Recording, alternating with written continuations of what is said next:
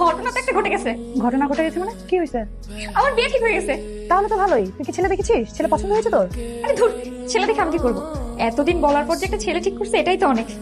এই, তোর এত সময় লাগলো কেন? আমি কতক্ষণ ধরে তোর জন্য অপেক্ষা করতেছি। আরে একটু পার্লারে গেছিলাম। আচ্ছা তোর হাতে ওগুলা কি? হাতে দাঁড়া, এই দেখ, শসা নিছে চোখে লাগানোর জন্য, টমেটো মুখে লাগানোর জন্য, কাঁচা হলুদ, ফেস প্যাক থেকে শুরু করে রূপচর্চা সবকিছু আছে। আমি কোনো রিস্ক নিতে চাই না। আরে বাবা, তুই তো এমনিতেই ন্যাচারাল সুন্দরী, তোর কেন এগুলো দরকার?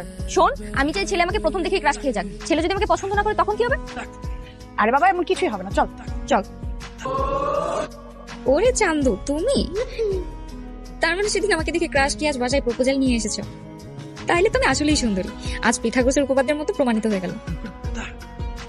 হায় আল্লাহ, এই জিনিস এইখানে কেন? আমার বাবা কি দেখে এই মেয়ের চয়েস করছে? দুনিয়ায় কি আর কোনো মেয়ে ছিল না? আসলে আমি কিন্তু সব করতে পারি। আমার বাবা মা একটু লাজুক তো, তাই তারা বলতে পারছে না ঠিক মতো। মানে একটা সংসারী মেয়ে হওয়ার জন্য যা যা গুণাবলী লাগে তার সবকিছু আমার মধ্যে আছে। মানে বলতে পারেন মাশাআল্লাহ 100তে 101 ভাগ। চা বানানো থেকে শুরু করে নাস্তা বানানো, ঘর ঝাড়ু দেওয়া, ঘর মোছা সব কাজ করতে পারি। আপনার ছেলে কোনো কষ্টই হবে না। কি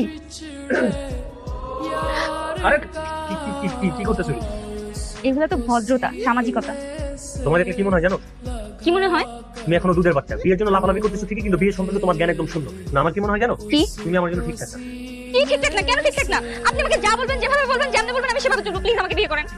শোনো, বিয়ে করার জন্য প্রথমত মেন্টালি ম্যাচিউর হয়ে যাও। তুমি তো ম্যাচিউর না, তার পাশাপাশি তোমার বিহেভিয়ার হচ্ছে এখনো বাচ্চাদের মতো। আর বাবা কয়দিন পর সংসার হবে, সংসার কিভাবে সামলাবে? তার কিছুদিন পর বাচ্চা কাচ্চা হবে, এগুলো কি সামলাবে? শোন, কাজী যখন বিয়ে পড়াবে আমাকে বলবে কবুল বলতে, আমি লজ্জা পাবো। আর তুই আমাকে বলবি দোস্ত কবুল বল, কবুল বল। আমি তো তখনও লজ্জায় চুপ করে থাকবো। বুঝিস না, বিয়ে বলে কথা, আমার তো একটু লজ্জা পাইতেই হবে। আচ্ছা দোস্ত শোন না, আমি আরেকটা বিষয় নিয়েও কনফিউজড।